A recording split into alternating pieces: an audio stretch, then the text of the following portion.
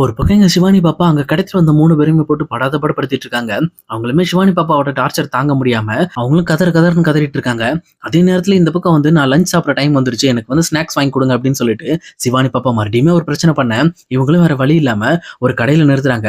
அந்த கடையில நிறுத்தி சிவானி பாப்பாக்கு ஒரு லேஸ் பாக்கெட்டும் அது மட்டும் இல்லாம கொஞ்சம் ஸ்நாக்ஸும் வாங்கி கொடுத்துட்டு மறுபடியும் அங்கிருந்து கிளம்புறாங்க. ஆனா அதே நேரத்துல சிவானி பாப்பாவும் அதை சாப்பிட்டு முடிச்சுட்டு எப்பவும் போல அவங்க 3 பேருமே கலாய்க்க ஆரம்பிக்குது. அதே நேரத்துல அங்க உள்ள இருக்கிற இன்னொருத்தரும் எங்க தாஸுக்கு கால் பண்ணி நம்ம பிளான் பண்ண மாதிரி அந்த இடத்துக்கு நாங்க வந்துட்டோம் அப்படின்னு சொல்றாங்க. இதை கேட்டோன்னே அங்க தாசுமே சரிப்பா ஓகே, நீங்க வெயிட் பண்ணுங்க, நான் கரெக்டா வந்து இன்னும் கொஞ்ச நேரத்துல கால் பண்றேன் உங்களுக்கு. சொல்லப்போனா இந்த குழந்தையோட அப்பா அம்மாவுக்கு கால் பண்ணிட்டு நமக்கு எவ்வளவு தேரும் அப்படிங்கறத பார்த்துட்டு அதுக்கப்புறம் உங்களுக்கு சொல்றேன் அப்படின்னு சொல்லிட்டு இந்த பக்கம் தாசுமே காலை கட் பண்றாரு. அதே நேரத்துல இவங்களுமே இங்க ஒரு பழைய குடோனுக்கு வந்திருக்காங்க. இங்க சிவானி பாப்பா அந்த குடோனை பார்த்துட்டு ஐயோ, நான் இந்த மாதிரி இடத்துல தங்க மாட்டேன், எனக்கு வேற ஒரு ரூம் கொடுங்க, இந்த மாதிரி இடத்துல யார் இருப்பா பாருங்க, பேய் பங்களா மாதிரி இருக்கு அப்படின்னு சொல்லிட்டு மறுபடியுமே கலாய்க்க ஆரம்பிக்கிறாங்க. அப்ப கரெக்டா அதுல இருக்கிற ஒருத்தருமே இங்க பார்ப்பான், இங்கதான் இருந்தாகணும், இன்னும் கொஞ்ச நேரம் தான் இருக்க போறோம், அப்புறம் என்ன, திருப்பி உன்னை கொண்டு போய் வீட்டுல விட்டுருவோம், அமைதியாரு அப்படின்னு சொல்லிட்டு இந்த பக்கம் சிவானி பாப்பாவையும் அமைதிப்படுத்துறாங்க. அதே நேரத்துல இன்னொரு பக்கம் பவானியுமே சிவானி பாப்பா வீட்டுல இல்ல அப்படின்ற ஒரே காரணத்தினால ரொம்பவே மைண்ட் அப்செட் ஆயிடுறாங்க. ரொம்பவே அழுது அழுது ஒரு ஃபைனல் கட்டத்துக்கு போயிடுறாங்க. கிட்டத்தட்ட அவங்க மனநிலையை குழம்புற அளவுக்கு வந்துருச்சு. இந்த பக்கம் அதே நேரத்துல ரொம்பவே ஃபீல் பண்ணி சிவானி பாப்பா போட்டோ பக்கத்துல இருக்கும்போது அந்த போட்டோவுமே மேல இருந்து கீழே விழுந்துருது. இந்த மாதிரி சிவானி பாப்பா போட்டோ உடைஞ்சதுக்கு அப்புறம் இங்க பவானியோட மனசுல அப்ப என்னோட பொண்ணுக்கு ஏதோ ஆயிடுச்சு போல இருக்கு அப்படின்னு சொல்லிட்டு அவங்களே கற்பனையான ஒரு விஷயத்த இந்த மாதிரி வந்து இமேஜின் பண்ண ஆரம்பிக்கிறாங்க. அதுக்கப்புறம் பயங்கரமா சத்தம் போட ஆரம்பிக்கிறாங்க. அதே நேரம் கீழே இருக்கிற பிரீத்திக்கும் ஜெயாக்கும் இந்த சவுண்ட் கேக்குது. உடனே அவங்களுமே ஷாக் ஆகிப்பட்டு என்னாச்சுன்னு தெரியல அப்படின்னு சொல்லிட்டு அடிச்சு பதறி போயிட்டு மேல போய் பாக்குறாங்க. பார்த்தா இந்த பக்கம் பவானி தன்னோட தலையில கை வச்சுட்டு எங்க சிவானி பாப்பா போட்டோ உடஞ்சிருக்கு, அதை பார்த்து பயங்கரமா அழ ஆரம்பிக்கிறாங்க. அப்ப கரெக்டா ஜெயாமே அவங்க பக்கத்துல போயிட்டு நீ நினைக்கிற மாதிரிலாம் ஒன்னும் ஆகாதுமா, இப்படிலாம் நினைக்காத, கண்டிப்பா நம்ம குழந்தை நம்ம வீட்டுக்கு வந்துரும் அப்படின்னு சொல்லிட்டு அவங்களை எவ்வளவு ஆறுதல் பண்ண ட்ரை பண்றாங்க. ஆனா இந்த பக்கம் பவானியுமே கடைசியில பாருமா, என்னோட குடும்பத்தையே அழிக்கிறதுக்காக அவ பண்ண விஷயம், என் குழந்தை காணாம போச்சுமா, இதுக்கெல்லாம் காரணம் அந்த பொண்ணிதாம்மா, கடைசியில என் குழந்தையே இல்லைன்ட்ட, என் குழந்தைய என்கிட்ட இருந்து பிரிச்சுட்டீங்கல்ல அப்படின்னு சொல்லிட்டு ரொம்பவே கோபத்தோட அது மட்டும் இல்லாம மனசு ஃபுல்லா வலியோடையும் அவங்க பயங்கரமா புலம்ப ஆரம்பிக்கிறாங்க. அப்ப பக்கத்துல இருக்க பிரீத்தியுமே அவசரப்படாதீங்கக்கா, நம்ம குழந்தை கண்டிப்பா கிடைச்சிரும், சிவானி பாப்பாவை தேடி இங்க எல்லா இடத்துக்கும் போயிட்டு இருக்காங்க ஆளு, கம்பல்சரி இன்னைக்குள்ள நம்ம குழந்தை கிடைச்சிருக்கா, இது மாதிரி மனசை விட்டுறாதீங்க அப்படின்னு சொல்லிட்டு எங்க பவானி கிட்ட எவ்வளவு பேசி பாக்குறாங்க. ஆனா பவானியுமே அந்த ப்ரெஷர் தாங்க முடியாம ரொம்பவே ஃபீல் ஆகி அவங்களுமே மயங்கிடுறாங்க. இதை பார்த்தோன்னே இந்த பக்கம் வந்து பிரீத்திக்கும் ஜெயாக்கும் ஒண்ணுமே ஓடல. உடனே எங்க சுந்தருக்கு கால் பண்ணி மாப்பிள்ள இந்த மாதிரி வந்து பவானி மயங்கி விழுந்துட்டா, என்ன பிரச்சனைன்னு தெரியல, கொஞ்சம் வீட்டுக்கு வாங்க அப்படின்னு சொல்றாங்க. இது கேட்டோன்னு சுந்தரமே அடிச்சு பிடிச்சி குழந்தைய தேடுறத கூட விட்டுட்டு எங்க பவானி கூட்டிட்டு போய் ஹாஸ்பிட்டல்ல சேர்த்துனாங்க. அங்க சேர்த்துனதுக்கு அப்புறம் டாக்டருமே செக் பண்ணி பார்த்துட்டு ஒண்ணும் இல்லைங்க, அவங்களுக்கு பயங்கரமா ப்ரெஷர் ஏறி இருக்கு, உண்மையை சொல்ல போனா அவங்க எதையோ நினைச்சு ரொம்பவே கவலைப்பட்டுட்டு இருக்காங்க அப்படின்னு சொல்றாங்க. அப்ப பக்கத்துல இருக்க ஜெயாமே ரொம்பவே ஃபீல் பண்ணிட்டு எங்களோட பேத்தியை காணுங்க, அது சொல்ல போனா அவளோட குழந்தைய காணும்னு சொல்லிட்டு தான் அவர் ரொம்பவே ஃபீல் பண்றா அப்படின்னு சொல்றாங்க. அதே நேரத்துல எங்க சுந்தர்கிட்ட இங்க பாருங்க, உங்க ஒய்ஃபோட மனநிலை ரொம்பவே மோசமா இருக்கு, அவங்க இதே மாதிரியே வந்து ரொம்ப டிப்ரெஷனுக்குள்ளே போயிட்டு இருந்தாங்க அப்படின்னா உண்மையிலுமே கோமா போறது கூட வாய்ப்பு இருக்கு, தயவு செஞ்சு எப்படியாவது அந்த குழந்தைய கண்டுபிடிங்க, இல்ல அப்படின்னா ஏதோ ஒரு விஷயத்துல அவங்களை ஆறுதல் படுத்த பாருங்க அப்படின்னு சொல்லிட்டு இங்க சுந்தர்கிட்டயுமே அந்த டாக்டர் சொல்லிடுறாரு. இது கேட்டோன்னே இங்க சுந்தருக்குமே என்ன பண்றேனே தெரியல. அப்படி இவர் தகச்சு போய் நின்றுட்டு இருக்கும் போதுதான் கரெக்டா இங்க தாஸ் கிட்ட இருந்து கால் வருது. அப்ப ரொம்ப கோபத்தோட தாஸோட காலையுமே கட் பண்ணி விட்டுறாரு. அப்ப தாசுமே ஏப்பா, நான் எதுக்கு கால் பண்றோன்னு தெரியாம என் காலை கட் பண்ணி விடுறியா, சரி சரி பண்ணு பண்ணு, இன்னொரு டைம் பண்றேன் இரு அப்படின்னு சொல்லிட்டு மறுபடியும் இங்க சுந்தருக்கு தாஸ் கால் பண்ணிட்டு இருக்காரு. அதே நேரம் மறுபடியும் சுந்தர் அந்த போன் எடுத்து பாக்குறப்ப தாஸ்ட இருந்து கால் வரதை பார்த்துட்டு கொஞ்சம் டென்ஷனோட அந்த காலையுமே அட்டன் பண்றாரு. உனக்கு முதல்ல என்ன வேணும் அப்படின்னு கேக்குறாங்க. உடனே இந்த பக்கம் ஆப்போசிட்ல தாஸுமே என்ன மச்சான், இந்த மாதிரி ஒரு முக்கியமான விஷயத்தை பத்தி உங்ககிட்ட பேசலான்னு பார்த்தா நீ காலை கட் பண்ணி விட்டுட்டு இருக்க, சொல்ல போனா இது உன் குழந்தையோட விஷயம்ன்றது கூட உனக்கு பொறுப்பு இல்லாம போச்சு பத்தியா அப்படின்னு சொல்றாங்க.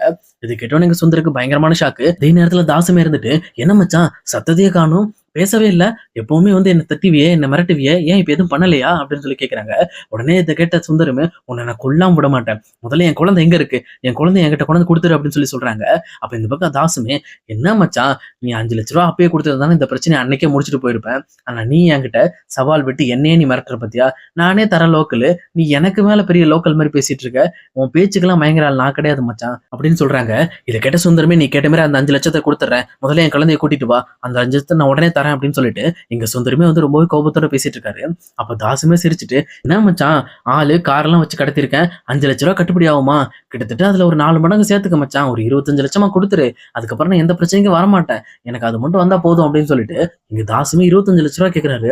இதை கேட்ட சுந்தரமே ரொம்பவே கோபத்தோட ஏன்டா உனக்கெல்லாம் 25 லட்சம் தர முடியாது, ஒழுங்கா என் குழந்தைய கொண்டு விட்டுரு, இல்ல அப்படின்னா நீ என் கையில கிடைச்சனா உனக்கு என்ன பண்ணுவேன்னு எனக்கு தெரியாது அப்படின்னு சொல்லிட்டு மறுபடியுமே தாச மிரட்ட ஆரம்பிக்கிறாங்க. அப்ப தாசுமே இங்க சுந்தர் கிட்ட ரொம்பவே கடுமையா பேச ஆரம்பிக்கிறாரு. "இங்க பாரு மச்சான், இவ்வளவு நேரம் நான் விளையாட்டா பேசிட்டு இருக்கேன்னு விளையாட்டா நினைச்சுக்காத. உன் குழந்தை இந்த ஊர்லயே கிடையாது. உன் குழந்தை இந்த ஊர விட்டு வெளியில கொண்டு போயாச்சு. எனக்கு தேவையான பணம் 25,00,000 வந்தா மட்டும் தான் உன் குழந்தை இந்த ஊருக்குள்ள வரும். இல்ல அப்படின்னா, இதுக்கு மேல இந்த ஊருக்குள்ள வராதபடி நான் என்ன பண்ணணுமோ அத நான் பண்ணிருவேன். நீ என்ன வேணாலும் பண்ணிக்க. ஆனா நீ கஷ்டப்படுறத பார்த்து நான் ரசிச்சுக்கிட்டே இருப்பேன். கடைசி வரைக்கும் நீ சாகுற வரைக்கும் உன் குழந்தைய நான் பார்க்க முடியாத அளவுக்கு பண்ணிருவேன்" அப்படின்னு சொல்லிட்டு இங்க பயங்கரமா மிரட்டி தள்ளிடுறாரு. இத கேட்டோனே இங்க சுந்தருக்குமே கொஞ்சம் பயமாயிடுது. அதே நேரத்துல இங்க சுந்தரமே ரொம்ப சின்சியரா யார்ட்டயோ பேசிட்டு இருக்காங்க அப்படிங்கிற விஷயத்த கவனிச்ச ஜெயாமே, "என்னாச்சு மாப்ள? என்ன பிரச்சனை?" அப்படின்னு சொல்லி கேட்கறாங்க. "ஒண்ணும் இல்ல. இந்த மாரி யாரோ வந்து சிவானி பாப்பாவ கடத்திருக்காங்களாம். எனக்கு கால் பண்ணியிருக்காங்க. அது மட்டும் இல்லாம உங்க பொண்ணு உங்களுக்கு வந்தாகணும்னா ரூ. 25,00,000 பணம் வேணும்னு கேட்கறாங்க" அப்படின்னு சொல்றாங்க. இத கேட்டோனே இந்த பக்கம் ஜெயாவுமே, "பணம் போனா போயிட்டு போகுது. நீங்க முதல்ல நம்ம சிவானி பாப்பாவ கூட்டிட்டு வரணும். இருங்க" அப்படின்னு சொல்லிட்டு இந்த பக்கம் டைரக்ட்டா சந்திரசேகருக்கு கால் பண்ணி ரூ. 25,00,000 செக் போட சொல்றாங்க. அப்ப அவர் கேட்கும்போதுமே, இந்த மாரி சிவானி பாப்பாவ யாரோ கடத்திட்டாங்க. அவங்களுக்கு இந்த பணத்த குடுத்தா விட்டுருவாங்களாமா. அதனால நம்ம பணமா எடுத்துட்டு போய் குடுத்துருவோம் அப்படின்னு சொல்லிட்டு எங்க சுந்தர்கிட்டயுமே அந்த செக்க குடுக்க சொல்றாங்க. அதுக்கு ஏத்த மாரி சுந்தரமே ரொம்பவே வேகமா வீட்டுக்கு போயிட்டு அந்த செக்கையுமே வாங்குறாரு. வாங்கிட்டு டைரக்ட்டா இங்க தாஸ் கிட்ட போயிட்டு அந்த செக்க குடுக்கலாம்னு சொல்லிட்டு அவருமே கிளம்பி போயிட்டு இருக்காரு. இன்னொரு பக்கம் எங்க ஹாஸ்பிட்டல்ல இருக்கிற பவானியும் ரொம்பவே டென்ஷனோட மறுபடியுமே சத்தம் போட ஆரம்பிக்கிறாங்க. அப்ப இத பார்த்துட்டு இருக்க ஜெயாவும் பிரீத்தியும் என்ன பண்றதுன்னே தெரியாம அவங்க கூடயே இருந்து அவங்கள பார்த்துக்கிட்டு இருக்காங்க. இன்னொரு பக்கம் எங்க பிரீத்தி, சக்தி, சண்முகம் இவங்க எல்லாருமே இங்க கரெக்ட்டா சிவானி பாப்பாவ கூட்டிட்டு போன வழியில கொஞ்சம் கொஞ்சமா ஃபாலோ பண்ணி முன்னாடி போயிட்டு இருக்காங்க.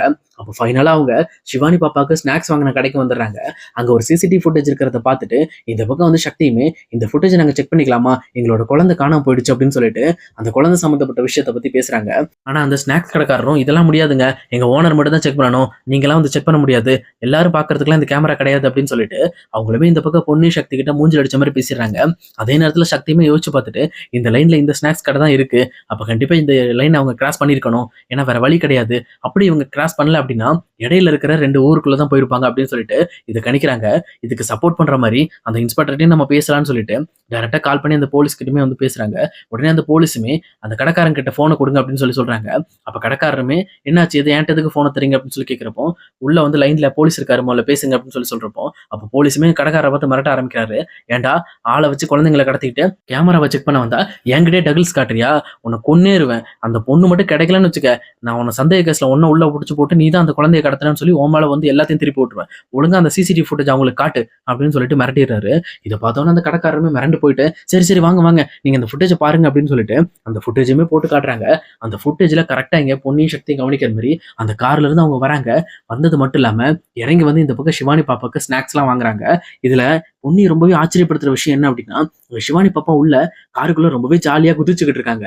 அந்த ஸ்நாக்ஸ் எல்லாம் குடுத்ததுக்கு அப்புறம் இங்க சிவானி பாப்பா அந்த பாட்டுக்கு பக்காவா வைப் பண்ணிட்டு, எதுவுமே வந்து எந்த ஒரு கவலையும் இல்லாம ஹேப்பியா அவங்க கூட போயிட்டு இருக்க மாரி தெரியுது. ஏன் சிவானி பாப்பா இப்படி இருக்கா? ஒருவேள அவளுக்கு தெரியாமலே அவள கடத்திட்டு போயிட்டு இருக்காங்களா? அப்படின்னு சொல்லிட்டு யோசிக்கிறாங்க. அதே நேரம் அந்த 3 பேரோட முகமும் வந்து தெளிவா தெரிஞ்சிருது. இதனால வந்து சக்தியுமே அந்த ஃபோட்டோலாம் எடுத்து இந்த பக்கம் ஸ்டேஷனுக்குமே அனுப்பிச்சுடுறாரு. இவங்க யாரு என்னன்னு கண்டுபிடிங்க. சொல்லப்போனா இவங்க தான் இந்த மாரி அந்த குழந்தைய கடத்திருக்காங்க அப்படின்ற விஷயத்தையும் தெரிஞ்சுக்கிறாங்க. அதே நேரத்துல இன்னொரு பக்கம் இங்க சிவானி பாப்பாவும் அந்த பசங்கள போட்டு பயங்கர ராவடி பண்ணிட்டு இருக்காங்க. அவங்க கிட்னாப்பர்ஸ் அப்படிங்கிறதே மறந்து இந்த பக்கம் அந்த குழந்தைகிட்ட பயங்கர டார்ச்சர் அனுபவிச்சுட்டு இருக்காங்க.